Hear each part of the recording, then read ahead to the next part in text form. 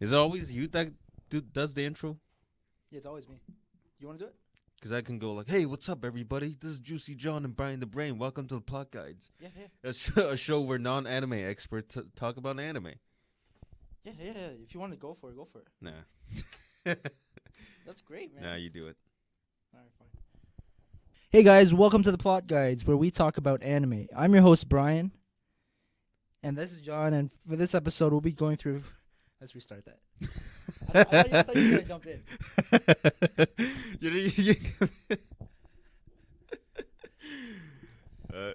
This is John. Silence. Okay, I'll jump in. I'll jump in. Okay. Hey guys, welcome to the Plot Guides, where we talk about anime. I'm your host Brian, And I'm John. and for this episode, we'll be going through the show. Welcome to the NHK. We'll be talking about the plot. So spoilers alert. And the characters, and touching up on the topic of being a hikikomori, or colloquially referred to as being a hiki. Or shut-in. Or shut-in, yeah. And if you guys are liking what you're hearing, you can subscribe to us on YouTube at Plot Guides, and follow us on Instagram at Plot Guides. And we'd also love to hear your feedback, so email us at plotguides@gmail.com. Yep. So without further ado, let's jump right into it. Yeah. What's the show about? All right, so Welcome to the NHK is a 24 episode series, and it's a slice of life series with a lot of comedy, but also deals with a lot of dark issues. So, for example, in one scene, you see the main character in his room, locked up, looking at his computer, locked up in his room, and he looks completely disheveled, and you just see a bunch of tissues all around him. Oh boy. And I how wonder did what those are for? and how did this happen? MC is trying to find research material for his adult video game that he's working on with his friend. Now that's hilarious, but on the other side, parts of this anime also deal with things like suicide, domestic violence, and being a hickey. Mm-hmm. So there's a wide range of topics that are in the anime. Yeah. So who's the MC? So the MC is a guy named Sato. Mm-hmm. And this whole anime is centered around him and how he goes about in his life. So Yeah. he's 20 years old, and he's a college dropout, and he lives at home, and he's unemployed. Mm-hmm. His typical Don't day, try too hard, Brian. Sorry. His typical day Those is speech therapy sessions working out for you? I'm speaking too fast. Okay, let me slow down a bit. His typical day is staying at home and surfing the net, and he sleeps for 16 hours a day. Yeah, here's the thing with the hikis is one peculiarity with them. Often their day-night cycles are reversed compared to normal people. Mm-hmm. They're active during the day, and then they sleep during the day and they're active at night. Yeah, because they're shuttings. they have no reason to go out in the morning. Shutters always closed. It's always same light level. Mm. Yeah. And so Sato has actually lived this lifestyle for 4 years now in the anime. In 4 years. For 4 years. Holy crap! Yeah. I didn't realize it was that long. Yeah. I thought it was 2 years. 4 years, I think. 4 years? Or it might be 2 years. 2 to 4 years. Somewhere around there. And the funny thing is, recently, his neighbor moved in, and he's been blasting music really loud for 30 days. Yeah, some shitty ass Like music. Anime Purin song. Yeah. And I don't know what it is. And we come to find out that this is going to be a very important character in the anime. Sato's son is... Oh, I just said son, but... Okay, Sato is what Japanese people refer to as a hiki. And hikis are a subset of people, usually men, that stay at home and are unemployed and have immense amount of social anxiety. Right. Like me personally, sometimes I feel that I have social anxiety when I go out sometimes. Like, for example, if tonight we go to a bar and you're like, let me introduce you to some friends. Mm-hmm. I'll be like, oh shit, I'm kind of nervous. Yeah, but it's normal. It's not debilitating. It's not negatively impacting your life. You can't leave the house because of it. Mm-hmm. I would say my anxiety is kind of like excitement. So that would be... it's more anticipation than any sort of fear then. Mm-hmm. Right? But sometimes you get caught up in that mindset. You're like, oh man, I'm kind of nervous. and you might think that's a bad thing, but there are people out there like hickeys that have trouble even going to the grocery store just to buy something. Like they can't talk to the cashier. Yeah, that's true. I mean, a misconception about these kind of people is that they never ever leave their house, and that's not true. They always have to leave to get food or whatever, and they'll come out eventually. But I think what the definition, the official like Japanese government definition for it, is they have very rare social interactions, very rarely at the house, and this condition lasts for more than 6 months. And it can't be already explained by a prior condition, like you're clinically depressed. So a lot of depressed people will stay in the house all day. So it has to be like an unexplained kind of thing. Yeah, and usually men, right? It's usually men. There are women, but predominantly it's males. It's men, and I feel like it's like that because men tend to play more games, video games too. The thing is, right? This is like a chicken and the egg debate, because if you're going to be a shut-in, what the hell are you going to spend your time on anyways? Obviously you're going to be playing games. You're not going to sit in the room staring in the corner all day. Yeah, I mean, you might. That's more than being a social shut-in. just looking at. You'd be a monk at that point if you just looked at a wall all day. But anyways, for Sato, one day he gets a ring at the doorbell, and it takes him a long time to actually open the door because he's just wondering what's going on. He's got to climb through the mounting of tissues. Yeah. To reach the door. Yeah. So he's just like, oh, it might be some conspiracy coming out to get me. I probably don't want to open it, but the doorbell keeps ringing. So eventually he just musters up all his courage and he goes to open the door, and it turns out it's this old lady that's handing out kind pamphlets. Of religious solicitation. Yeah, it's this mysterious, like almost cult-like group that like you just feel like, oh man, I don't want to be part of this. It usually is like regular Catholics or they're not gonna go door to door advertising their religion. Yeah, it's always gonna be some Mormons or cult-ish kind of like Jehovah's Witness, right? Yeah. Anyways, who are these people? So these people, the old lady is giving out pamphlets to join this group, and then Sato's just uninterested. But of course, behind the old lady is this cute girl with an umbrella. And the moment Sato sees her, she's like, "Wow, she's really cute," which is normal if you think about it. Like a shut-in doesn't really have much experience, so like wherever you go, it's like, "Oh, there's a cute girl. There's a cute girl. What do I say?" kind of thing. So, anyways, he rejects the group. But he gets the pamphlet anyways. So he brings it home. And then after seeing that cute girl, he actually resolves himself to be a better person. And this is the first time he actually resolves himself to do something better in his life. And this is a cycle we see him go through for many times throughout the theory. Because he'll at the beginning, he'll have this excited, oh, I'm going to do this. It's going to change. I'm going to do. And he always falls back to where he started. Yeah. Sometimes even worse. Yeah, which is kind of understandable. You know, it just happens all the time. Yeah. I think the first time, like, he tries to get a job. Is that what happened? Yeah, he tries to get a job at a manga cafe. Right. And so he goes to the manga cafe after seeing the cute girl. He's like, you know what? I got to make myself better. Cleans himself up, shaves. Practices his opening line. Do you have a job opening, whatever it is? Yeah, so when he's traveling down there, he's sounding like a crazy person reciting that line over and over. He's just mumbling what he's gonna say. Yeah, I'm Tatsuhiro Sato. I'm here to find a job. I'm here to apply. And the moment he gets there, it's actually the cute girl with the umbrella that's working there. And so he's just like, the funny thing is, he's like, "Do you like motorcycles?" Just like randomly, just like he's so nervous. He's just like, "Do you like motorcycles?" There's all kinds of motorcycles. Because that scenario didn't turn out the way he expected. He expected just a regular clerk. Hey, how you doing? Whatever. What do you want? And then he'll do his canned line, and then fill out an application or whatever. When he saw the girl he saw at his apartment, it threw a wrench into his whole thing, and he just made up some shit out of his anxiety to just get out of there. Yeah, he didn't have the confidence to just go along with the flow. Yeah, you know. Yeah. So then after that, he just laughs it off nervously and then runs away. But he leaves his resume there, right? So he does. Yeah, he leaves his resume. Okay, I didn't catch that. And so the cute girl, whose name is Masaki, Mhm. um, she picks up the resume and she gives it back to Sato, Mhm. brings it back to his apartment, and along with the resume, she also gives him this contract, this little pretend contract, basically saying, "This is a contract between you and me.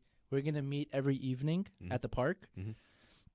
and I'm gonna help you fix your hickey condition, right? And if you don't show up, you owe $1 million yen." And it's like, obviously that was a joke, Mhm. but Sato is like, "This is so stupid, right?" He's like, "Why would I do this?" Mhm. But then what he does is he makes up a story saying, "Oh, she's waiting for me at the park tonight. She might get jumped by molesters, so I gotta go save her." That's his rationale. Yeah, that's his rationale. Yeah, he'll save her, and then maybe they bang. That's my reward. So then he goes there, and then he ends up. So that kind of sets in motion the whole story. That's how everything starts. That's how everything starts. It's Right, like, okay. okay, so now Misaki is helping Sato trying to improve his hickey condition. Mm-hmm. And then there's two other main characters, a few other main characters. Yamazaki, who's actually his neighbor. Yeah, the guy playing the anime music on a loop. Yeah, so after seeing Misaki, Sato goes back to the apartment. He's really mad at himself. He's like, "Oh man, this girl's stupid." And then the music he's playing, he gets so irritated, he just goes over and says, "Can you stop turning off the music?" Mm-hmm. But it turns out to be Yamazaki, his friend. Not really his friend. He a friend from back in high school, wasn't it? Yeah, so his friend back in high school, but he rescued him from getting bullied, Mm-hmm. right? So Yamazaki was bullied. And The thing is, he did that just to look cool in front of his senpai. Yeah, in front of his cute girl senpai. Katomi Kashiwa, I think. Yeah, Hitomi. She's also a major character, but going back to Yamazaki. Yeah. So Yamazaki is his neighbor, and then they end up started making a game together, Mm-hmm. an adult video game. Oh, and to explain the reason is that first meeting at the park. Was it the first meeting?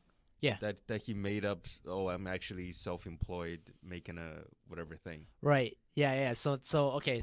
Do you want to say it? Yeah, I think he made up some kind of like he's in self-denial about being a shut-in. Uh-huh. Like, I'm not a college dropout. I'm running a business, creating content or whatever. I forget the actual details. Yeah, he says he's really successful, so he doesn't need this help from her. Yeah, he runs back, meets Yamazaki, and that's where the idea starts.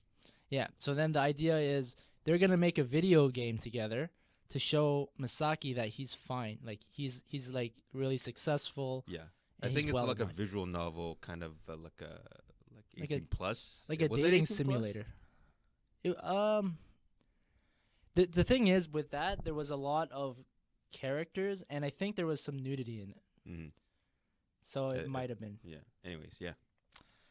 So then, after that, he starts making a game. A lot of things happen, and then eventually you run into his senpai, Mm-hmm. and he has a crush on her. It looks like he has a crush on her from back in high school, Possibly. right? Possibly. And we'll talk about their relationship a little more, but just off the first impression of her, I felt that she was really weird, Mm-hmm. and it was I think generally you'll feel that she's weird because Dude, she's the one who gave him that whole conspiracy idea in the first place. She was the one who started talking about conspiracies back in high school, and Sato retained that after he became a hickey, Mhm. and he just starts having these hallucinations, like his fridge and toaster and every other house appliance is talking to him, like they're all characters. Yeah, that's a good point. It's his senpai that actually initiates him into the conspiracy theory ideas. Mhm. And that's actually what the title of the anime is about. Welcome to the NHK is a conspiracy that Sato made up. Mhm. And it's about how there's a conspiracy of people that are mass producing otakus Mhm. by having a lot of interesting anime so that they get trapped inside their houses. Mhm. And so Sato knows that conspiracy, so he blames the conspiracy for why he's a hickey. Now that I think about it, it kind of makes sense. All the Yeah, all, that's all why. these movies and animes and media. Dude, I could totally stay in the house and just enjoy that for the rest of my life. It's comfortable, man. Like like why go out in Canada where it's like cold outside or hot outside? Hmm. Why go out when you have to deal with people and their bullshit Hmm. kind of thing? What does NHK stand? I think it was Uh, Nippon Hikikomori yokai. something Yeah, association. yeah. It's like welcome to the NHK Nihon, Like Japan Shut-in Association.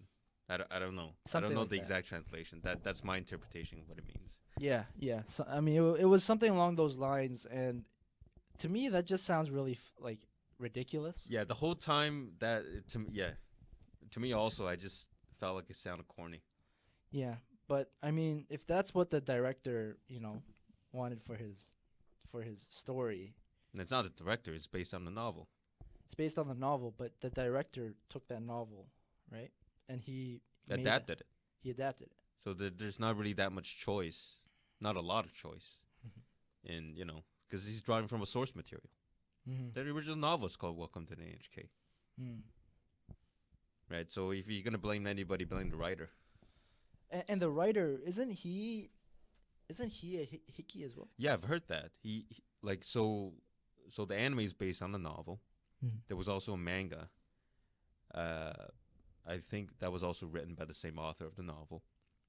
And he himself seems to be a hikikomori, because he writes these afterwards Yeah. on later editions of the book, and they're really sad because he talks about how he's still shut in, like, and he might go through recovery periods, but then he'll relapse, and he'll talk about how he's just living off the royalties, Really? the royalty off his book. He hasn't made any new material. He just feels like he's just living as like a parasite off the royalties, not doing Jesus, man. anything. That's crazy. Yeah, so the source material is based on real life experiences. And maybe that's how you can tell that this anime is like some of the things that happens to these characters, they really feel like that's what happens to them. Like It feels real. it feels Yeah. real for them. Maybe for us and for people listening, like being a hickey is just kind of hard to believe. Yeah, it's a mental state that not a lot of people can relate to, Mm-hmm. because I think most people don't get that close to being, in the state where you actually become a real shut-in. Right. And it's weird because there's many things that can create this kind of state. I wouldn't know in detail. You probably wouldn't know either. Mm-mm. But like things snowball. Everything just comes together, and you stay at your home for a day, you stay at your home for a week, and then you go out less and less. Right. I think it always starts with some kind of trigger event, Yeah. like, and it really varies. Some people it's because of they've been bullied at school. Some people is because they had like an abusive family, Mm-hmm. or some people just enjoy staying at home all day. Yeah. Like others maybe had, I don't know. Generally, it actually comes down to having a bad school experience. Oh, really? Yeah, you don't do well in your exams. At least for the Japanese shut-ins. Oh, I see. Yeah. And that's what happens with Sato. He actually becomes a college dropout, Yeah, that's a typical scenario. That's a typical trigger. stays home, and then ends up just staying home for too long and relying on his parents' allowance. Yeah. So, I mean, there's a lot of characters in this. I mean a handful. Yeah, maybe not that many, but they're very interesting. Yeah. Right. And the relationship that they have with each other is really interesting. Which one we- do you want to talk about We first? can talk about, you know what? We already went into Hitomi and Sato. Yeah. So Hitomi and Sato. Hitomi's the senpai. Senpai. Yeah. So let's talk about Masaki, Okay. the cute girl that is giving Sato lessons. Right, fair enough. So the first thing is, like, what the hell is she up to? Yeah, like you never really know. Like why would a cute girl do this? Like why would a cute girl spend her evenings helping this creepy guy Yeah. at a local park? What the fuck's she doing all day at the manga calf working there instead of going to school? She says she's 18, 19 kind of thing. Mm-hmm. That's right in the age where you're supposed to be graduating high school and go off to college. Mm-hmm. And so, and I've partially read the manga. So, in the manga, it's revealed fairly early on that she's not going to school. Mm-hmm. Like she's a school dropout. and she's repeated her high school years very often. Yeah. Like she's stuck. And you might think that she's stupid, but there's like other reasons, right? Yeah, there's some underlying reason. Like Right. she might have. And this is all in the context of manga, by the way. This only ever gets explored briefly in the last 2 episodes. Mm-hmm. And so throughout this whole anime, you're like thinking what's happening to her, but she's helping him a lot. Mm-hmm. But then right about in the middle of the anime, Sato starts to question it. Mm-hmm. Right? He's like, Mhm. why is she helping me? Let me go find out. Right? And so he goes with Yamazaki and he kind of follows her daily life just to see what's happening. Like a stalker. Yeah, like why, like what does she do in the day? I know nothing about her. Uh-huh. Right? And I think this is triggered because Sato's mom is actually coming to visit him. Okay. And so Sato is like, oh man, I need to pretend I have a good life. I need to pretend I have a job. I need to pretend I have a girlfriend. Oh, Jesus. And so Misaki is like, okay, I'll pretend to be your girlfriend. Mm-hmm. Right? So they pretend to be girlfriend, boyfriend. So right there, you're like, she likes him, obviously. Yeah, she suggested it. Yeah. I don't know what girl would suggest pretending to be a girlfriend if you don't like him. Right? And plus, she doesn't seem to appear to be dating anyone. Yeah. Okay, so then Sato is like, okay, so then Sato stalks her. And then if he finds out that she lives on a house directly above the local park that he always goes to. Mm-hmm. And that house is on top, you're able to see Sato's apartment. It's like a Scrooge McDuck mansion. Yeah. Like on top, on top of a mountain overlooking all the plebeian fucking houses down below. Yeah, and it almost feels like Sato's this rat in an experiment that Misaki is doing. Yeah, rat in the box. Rat in the box, just feeling like, oh my god, she's using me as an experiment. She's just playing with me, you know. Well, that's what he thinks. That's what he thinks, and we later find out that it's not the case because it appears because Misaki has a really bad past as well, right? Yeah, I think her father was abusive, and her mother committed suicide because of that. Yeah, and so she grew up in that environment, and then she has to live with her aunt. Then yeah. So the old lady in the religious cult group is her aunt. yeah, so she spends she doesn't go to school, spends all day in the manga calf. Mm-hmm. And sometimes getting dragged by her aunt to spread this fucking cult religion thing. Yeah. And then at night she has all this free time. She's not going to school. Yeah. It's kind of sad, like if you think about like what the hell is she gonna do in the future if she doesn't go to. Yeah. Yeah. And okay, here's what I think is she's in a bad place also. Yeah. And she is. Yeah, and Sato is a way for her to put herself up. Mm-hmm. If I'm a person that's so magnanimous, so generous, Yeah. to help someone pull out of their shutting condition, then I must be a good person. Right. Sato's like a stool that she climbs on to get herself out of her own hole. Yeah. Because your worth as a human being is relative, right? Yeah. Like if you look at it in society, you're like, okay, I'm at this level, and I know I know that's good because it's higher than someone else's level, right? Or I'm at this level, and I know it's bad because someone else is better than me at my same age. That's true. Right? And that's a shitty way to look at it, guys, but that's just kind of the world we live in. It's like I compare myself all the time to other people. People can't help doing that. Right? Doing the comparative thing. Yeah. A simple example is at the gym. You're like, oh, I'm at the gym. I look at the guy beside me at the squat rack. Oh, man, he's squatting more than me. Shit. I feel kind of bad. Hey, I'm always the skinniest guy at the gym. I don't give a shit. Oh, well, you're a good guy, man. Like, come on. Nobody. Here's the thing. Nobody gives a shit.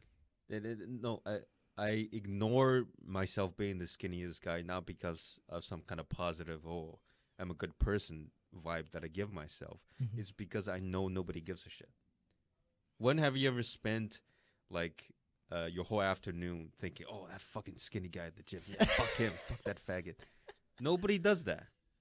That's true. Everybody's focused on their own in their own heads, in their own worlds. Mm-hmm. Everybody's concentrated on their own exercises.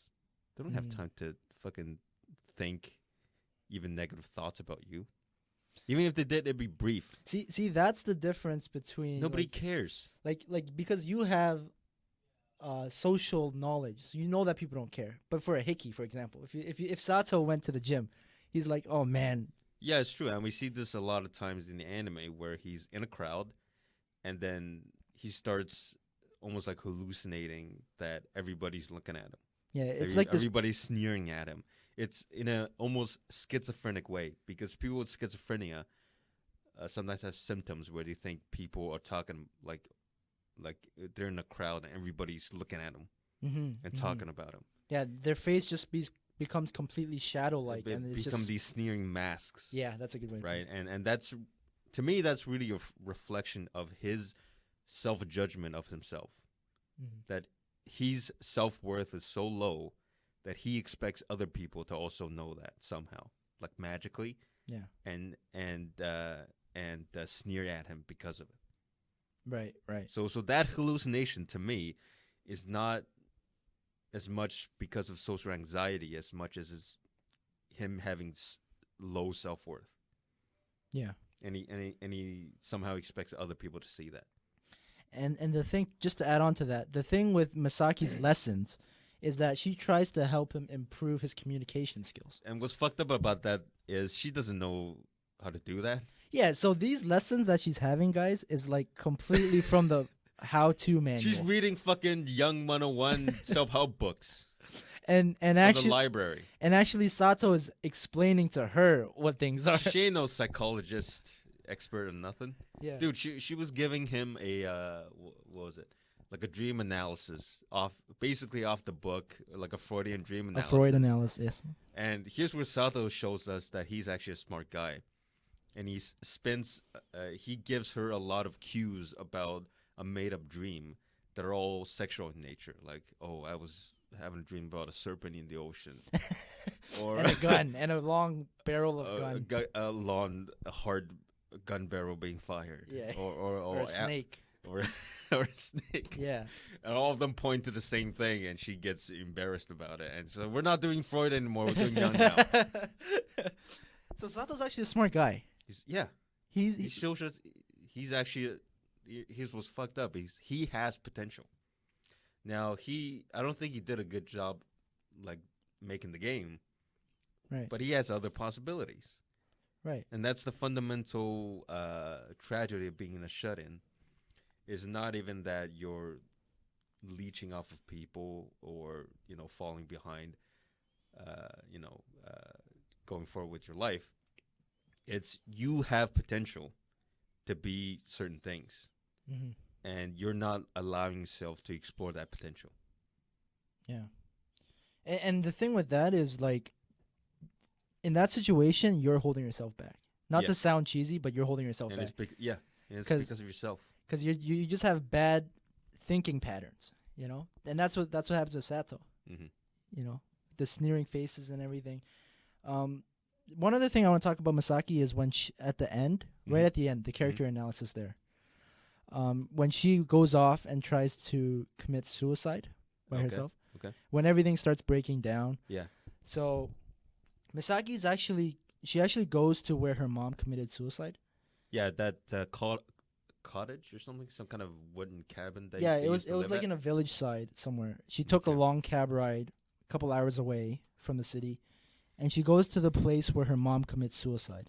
Yeah, and Sato races to there to save her. Yeah, and Sato, with like pretty much like $40 in his bank account, spends all his money going a cab ride to the place where she's at. Mm-hmm. And he gets there 10 minutes after she does, and she's just sitting there. I don't know if she's contemplating suicide or if she's just too scared, but she's just waiting there, right? Okay. And so that part I feel like was quite interesting. And Also, and it's because like we get to a point where Masaki and Sato understand each other a little better, Sato understands Masaki's past, and then Masaki is like she's like kind of opening up herself, right? She's actually showing that she's a human being, right? That she's Yeah, going but through a lot of things. how does she open herself up? Sato learned all of this from her uncle. She's not open. She didn't tell him about her backstory. She didn't tell him, but the fact that she's like, this is way too much. Screw everything. I'm going away. Yeah, Right. but she just did that by herself. She didn't say that to nobody. How's that opening up? If Sato wasn't there, she was just gonna kill herself, and that's the end of that. That's true. Actually. Where's the opening up part? When I say opening up, I mean she's like, you know what? She's actually doing something that To changes. kill herself? Yeah. That's opening up? I'm not saying opening up in the sense of opening up to other people, but like opening up as in like, you know what? Like this shit is too much. Yeah, I think that's the opposite of opening up. I'm pretty sure killing yourself is the opposite of opening up. You're kind of closing the curtains forever and ever. No. Isn't that what you meant? Yeah, She's closing I herself up. Goodbye, cruel world. Fucking jump off the fucking cliff. I think that's what I Yeah, meant. that's opening up. I'm exposing my vulnerabilities to the world. Goodbye. Fucking flying through the air. No, yeah, what I mean is that she's doing something that changes her life drastically By ending it. by ending it. Right? No, hear me out. Hear me out here, okay, John? All right, you're digging yourself deeper and deeper. Let me see what you do. Like every day of her life, she Uh-huh. does nothing, right? She Yeah. just okay, she works at a manga cafe.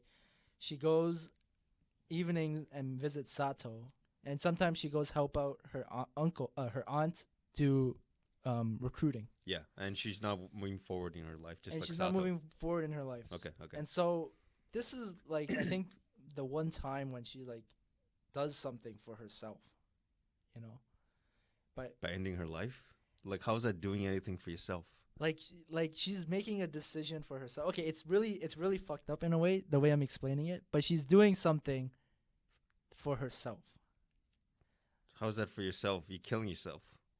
She's doing something that changes her like the routine that she does. Like this is like the one time she does something for herself. Yeah, you're going nowhere with this. Anyways. you don't understand what I'm saying? Like she like this is the one time when she's doing something, you know? Yeah, but she's ending her life. How is that a positive step forward? No, I didn't say it's positive. I say she's just doing something that's for herself. She's just doing You sure something. framed it as a positive thing. Oh, she's finally doing opening. Yeah. I didn't mean it like that. What do you mean then? I mean, this is like where Yeah, she. you don't know. No, she's doing something for herself. That's what I'm saying. Okay. So here's the thing. Like, why did he call the fucking police? Like, why didn't? Dude, if you knew your friend was gonna kill himself, shouldn't you? Like, the police will make it to that cliff faster than you can. I mean, That's true. I get that he read that train schedule and it's like, oh, if I take the express train, I'll get in front of her and I know I'll make it. And Japanese transit is very exact. I know that. But we see that was already there before him. Mhm.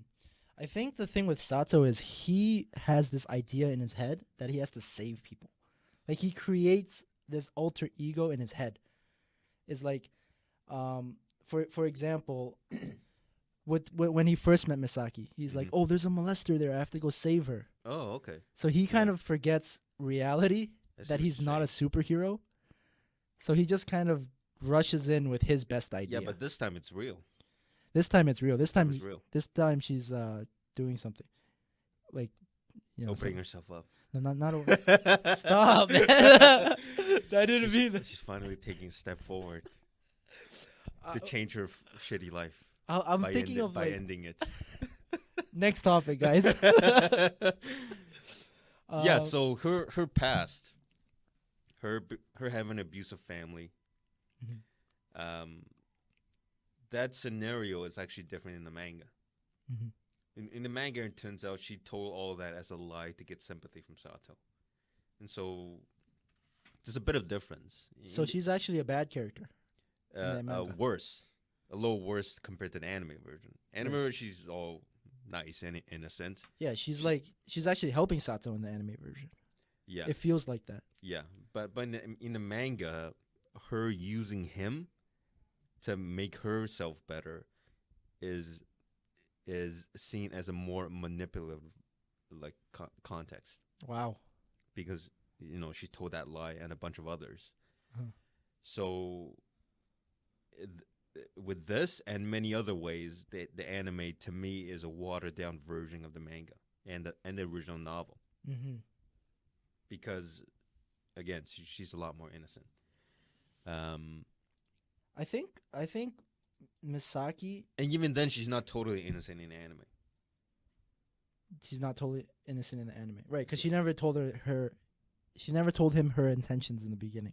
Yeah, and she again, regardless of whether her tragic backstory is real or not, I think she's using him. Yeah, I think with Misaki in the anime, she doesn't realize that she's doing something that might be hurtful for Sato. Right? Mm. She's in her own bubble thinking, you know what? I'm helping this guy, right? But actually, Yamazaki makes a good point in the taxi ride, to when they're saving Sato from killing himself Mm-hmm. when he joined the off group. Mm-hmm. Just a little backstory on this. Sato was actually he was part of this off group with his senpai, but he didn't know it. And what an off group is, a group of people that are about to commit suicide together. Mm-hmm. So they go somewhere and they have one last day together, doing whatever they want, and then they kill themselves. Mm-hmm. And this has become a popular thing in Japanese culture, right? Not sorry. I mean, it's a pop culture phenomenon. So yeah, it's a real thing that's happened, and as a consequence, it's become kind of a pop culture phenomenon. Yeah. Yeah. So you see that in different animes as well. Like you see that in Paranoia Agent. Like there was one episode where there was Yeah, I an off remember group. that one. Yeah. So then after that, so they're rescuing. So then so Yamazaki and Misaki and Senpai's boyfriend find out that they're going off group. So they go to rescue Mm-hmm. Sato. And it was in the car ride between Yamazaki and Misaki. Yamazaki goes, "Oh, you didn't realize that." I'm paraphrasing here.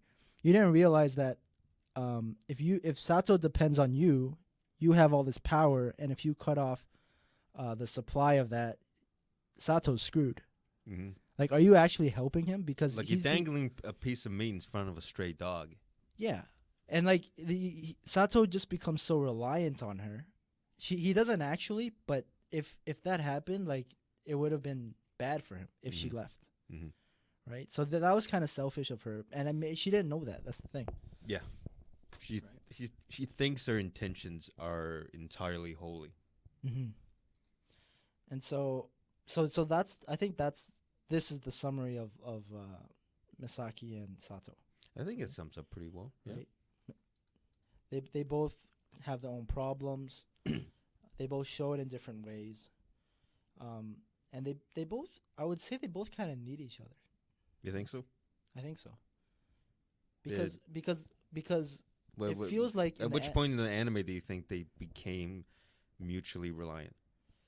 I think that happens when Sato, like after the off meeting, Mm-hmm. when Sato, when they rescue him essentially, Mm.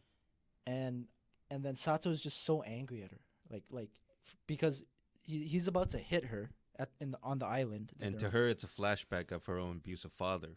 Yeah. So when that happens, they're kind of just settled. They're like, where am I going with this? Because I had an idea, and then it's like going out of my head. No, It'll come to me. on the okay. So he's about to jump off the cliff, Uh-huh.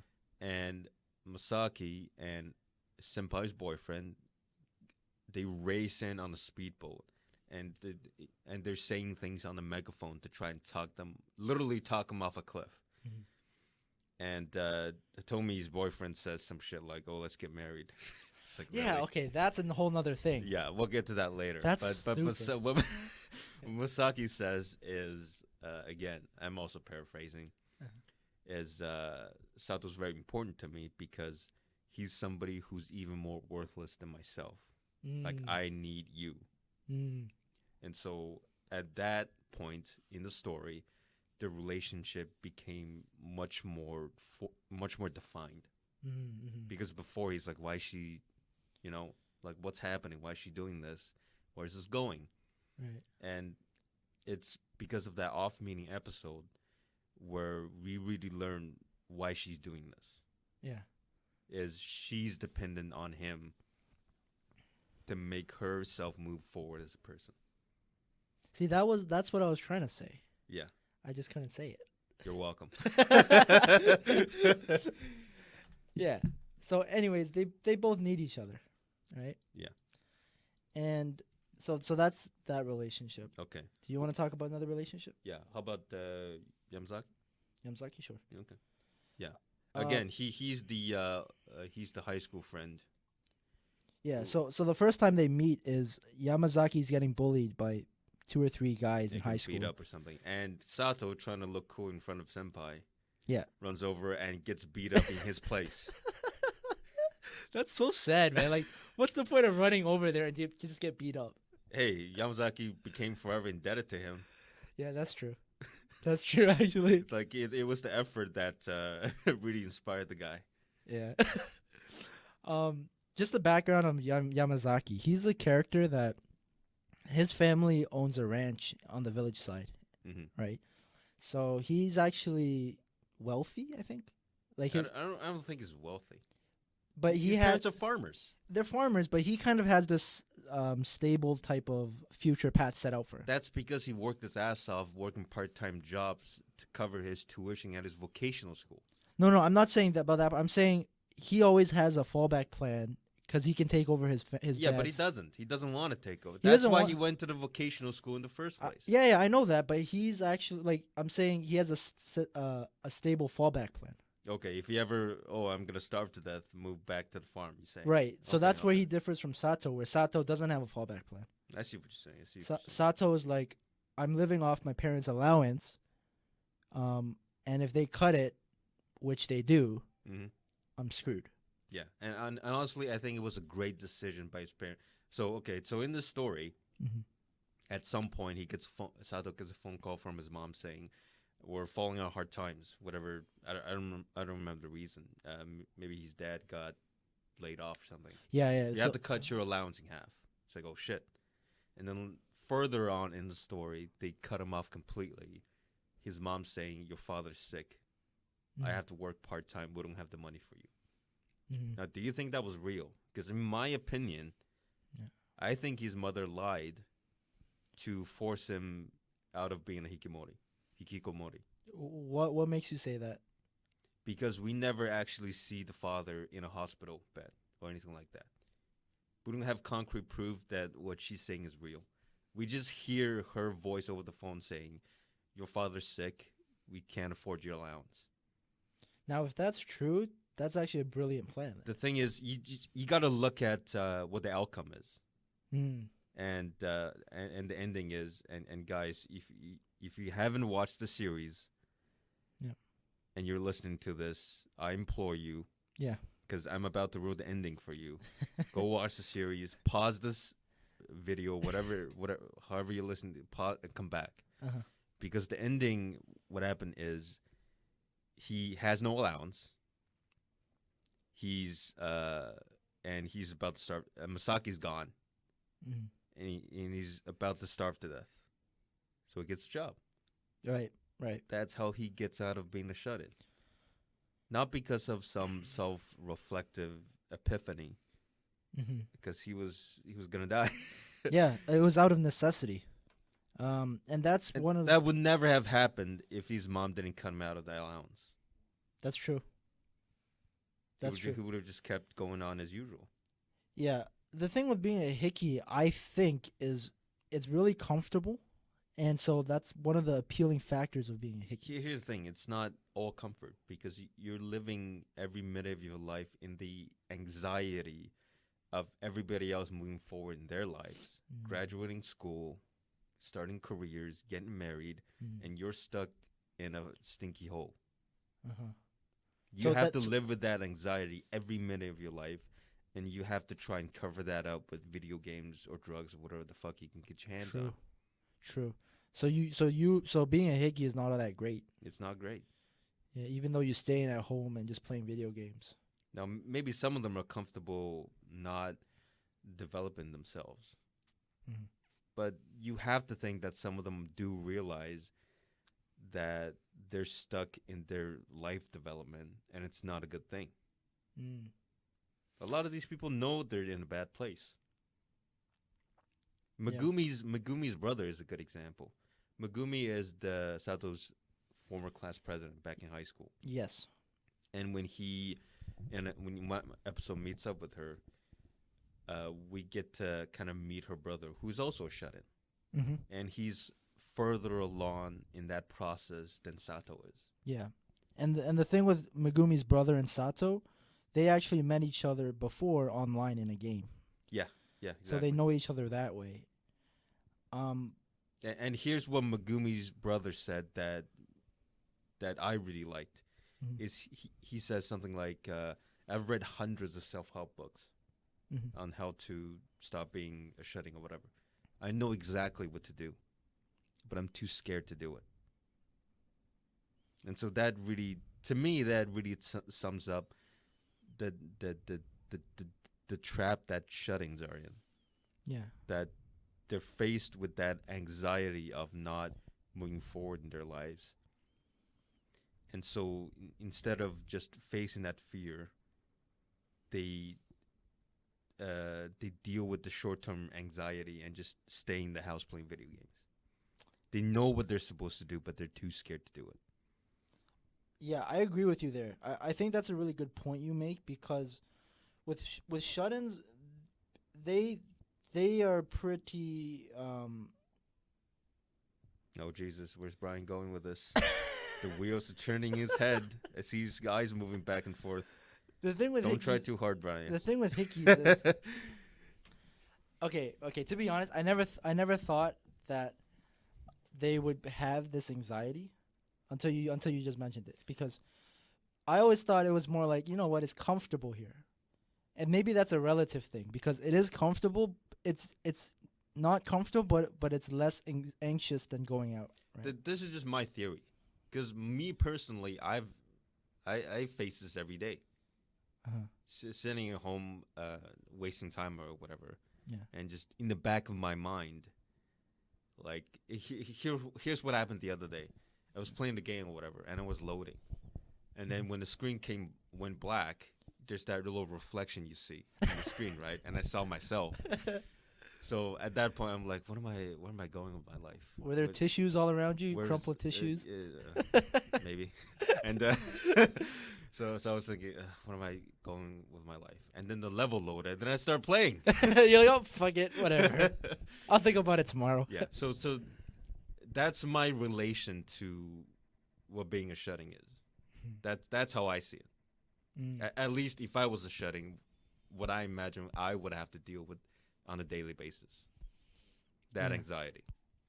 Yeah, I see what you mean. It's really hard to imagine being a shut-in, like with all the advancements in society and stuff, you know, What do you mean? and like all the technologies, the ways that you can connect with people online. Oh, you mean it's easier being a shut-in? Right. Yeah, it's easier. Yeah, this is a modern problem. Back then, if you was living in a like, if you was farmers, if you didn't work, you're just gonna starve to death, and then you don't get to pass your genes on, and then, this is a middle class problem. Mm-hmm. It's their fucking pussy ass parents that enable them to stay in the house forever. Right. And in Megumi's brother's case, it almost feels like it's Megumi. Yeah, his sister. That's there. true. Right. That's true. Do you want to talk about a few other reasons of being a shut-in? Like, for example, financial problems. Experiencing financial If you problems. had financial problems, you couldn't afford being a shut-in and live without a job.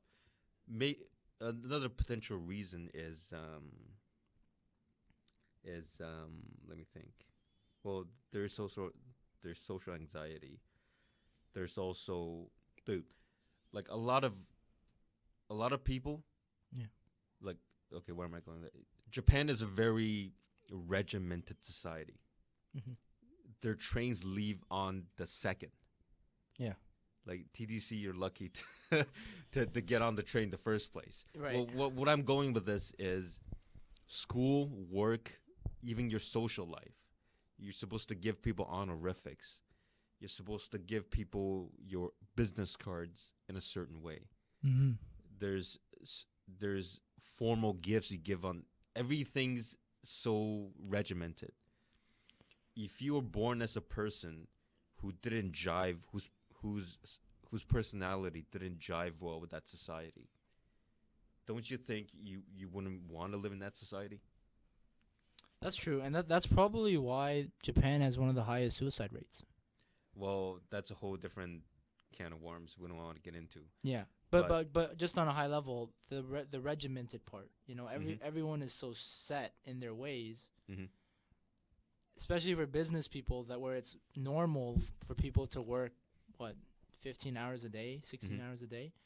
Like that pressure builds up, but you can't do anything about it because the society is regimented. Yeah. So why would you not want to shut yourself in and avoid all that? That's a good point. That's actually a good point. Like Japan is very competitive, right? And not just Japan, but like Asia. Mhm. If you're growing up in Asia, opportunity is not as prominent, I would say. And so that's probably why a lot of people, Asian people, they come over to North America and they're like, I'll find opportunity here. And yeah, honestly, if you had to be stuck in a suit, stuck in a subway car all day, packed with people like a can of sardines, and then stuck in a fucking office with bosses that low-key bully you all day, and you can't do working 12-hour days, coming home sleeping 4 hours, going back to work. Like, what other option do you have? Why wouldn't you be a fucking shut-in? Yeah. So it's a natural response in Japan. I wouldn't say it's a natural response. Right. If people didn't fit in society, I don't know, they do rock and roll music or wear funny clothes. There's plenty of other outlets to show that your personality doesn't jive with society. Fine, I get it. Yeah. But the thing is, like, I can see where the shutting is coming from, but at the end of the day, it's not a healthy way to. It's not a healthy response. It's not. Oh, for sure not. For sure not. I mean, you can do other things. And, I mean, look at Yamazaki. Okay? He seems to have a fairly healthy integration of his otaku nature. Like, he is, he's not a shut-in, but, yeah, like you said, he's integrated well. He has, like, all the other characteristics of a shut-in without the shutting. Like, he's into anime. He's at about the right age. Yeah. At the right stage in his life. But unlike Sato, he's not shut-in. Right. And their dynamic is quite, like, being a shut-in, I feel like society just views them as the lowest of the low. Like, they're trash in society, right? And between Yamazaki and Sato, Yamazaki is taking a lot of cues from...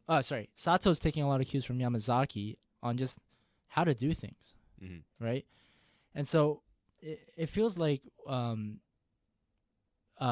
Sato's, like, his level of confidence is so low that it's reflective in their relationship. So a lot of things they do, Sato's looking for Yamazaki for help and advice. Yeah, because his confidence is so low, he doesn't know what to do, and then he looks for Yamazaki for cues. Oh, what should we? Oh, I made a lie to Masaki about having a job. What should I do? Yeah, and it ends up being Yamazaki that gives the suggestion that let's do that. That sounds awesome. Let's make a game. Yeah. So what do you think overall on a high level of the relationship? Yamazaki seems to me to be he might be the most stable character out of the whole bunch. Honestly, but of course he has his own problems. He's into a girl at his vocational school, but the feeling doesn't seem to be mutual. And he has a bit of misogynistic anger in himself against women as a from perceived slights against him. Yeah, Yamazaki has this notion that love is a creation. Well, what he said, what he said is that love is is a conspiracy. Love is a conspiracy. There's no such thing as real 3D love. It only exists in the 2D world, Yeah, and which is only something a fucking version would say. Oh, sex is a conspiracy. Yeah, Yamazaki is the character who's like just like, wow, this guy, he's you know. Yeah, but I still think he's otaku-ness is still relatively healthily integrated Compared into his to life. Sato. Yeah. And compared to Megumi's brother, for sure. Yeah. And one thing I want to mention is like for Sato, right?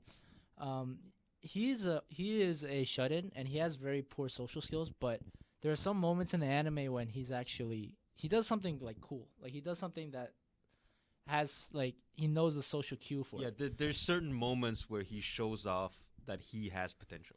Yeah. And, Like when he gets dragged into this mysterious meeting by his class president Megumi, and it turns out to be a multi-level marketing right. like a pyramid scheme, and he can tell that right away. He's not Yeah. a sucker. Right. And another example is like when he knows that Yamazaki is his neighbor right in the beginning, Mhm. he brings over a couple beers. Mhm. Right? That's a cool thing. That's a bro thing to do, you know? Yeah, he tries to do the right thing. Yeah. Like another example is he was with Hitomi, and she goes over to his place. I think she starts crying, and then he remembers the past in his high school Yeah. days when they were together in the high school festival. She just broke up with her boyfriend or something like that. Yeah, and she was she crying. starts crying, and he remembers himself not consoling her, like not giving her a hug or anything. He just sat there. Yeah. And he learned from that. You learn from that. And then when It just didn't turn out the way he expected. yeah, and then when she finished crying the second time in the real life, he was like, "You know what? I'll go with you wherever you want to go." And that was when they went to the off meeting. Yeah, just kind of got dragged into it. Yeah. All right. What other characters? Yeah, the class president. I think we already talked about her. Yeah, the class president got suckered into a MLM. MLM. And then she tries to drag Sato into it. yeah. Okay, here's something funny. So he gets tricked into buying all this crap. He goes back, and Misaki's like, what the fuck did you do? Yeah. We're going back to get a refund, because apparently there's a law in, like, it's called cooling off or whatever. Oh yeah. I guess in Japan, you're legally, like, there's a period where you have to give a person a refund. Mhm. And so they go, oh, we're going to get you a refund. Misaki runs off to the library, gets like 50 books about MLMs.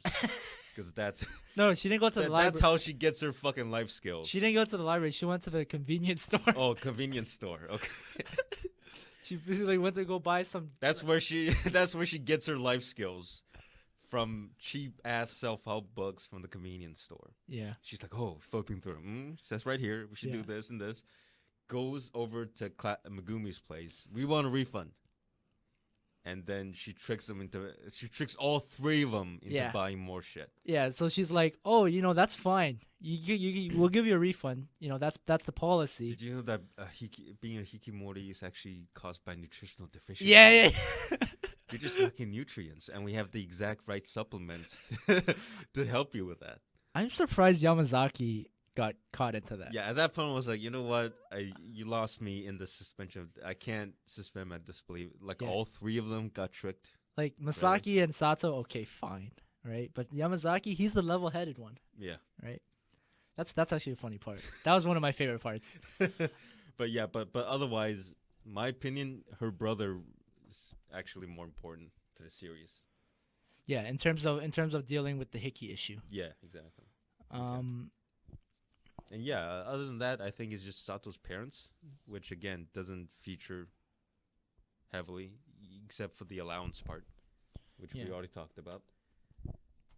So other than that, how do you think one gets out of being a hickey? Let me tell you this first. I was disappointed in how the anime addressed that, Mhm. because I was expecting something like fucking Evangelion. Mhm. Last two episodes, some kind of self-developmental fucking Awareness. thing, right?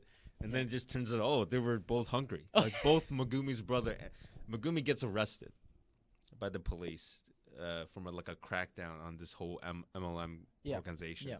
So she spends a few days in jail. Mm-hmm. Meanwhile, her brother is dependent on her, so he's forced by necessity. to And get a job at a soba restaurant or whatever, like a udon restaurant, Yeah, he's crawling over to the soba restaurant, begging for food, and and then magically gets a he job. he becomes a self-developed person now. I'm like, really? Just living off minimum wage is good enough, guys. And the same things happen to Sato. Sato was too hungry. Yeah, he no allowance, about to starve to death, get the job as a construction site. Mm-hmm. And then that kind of starts his journey of reintegrating the society.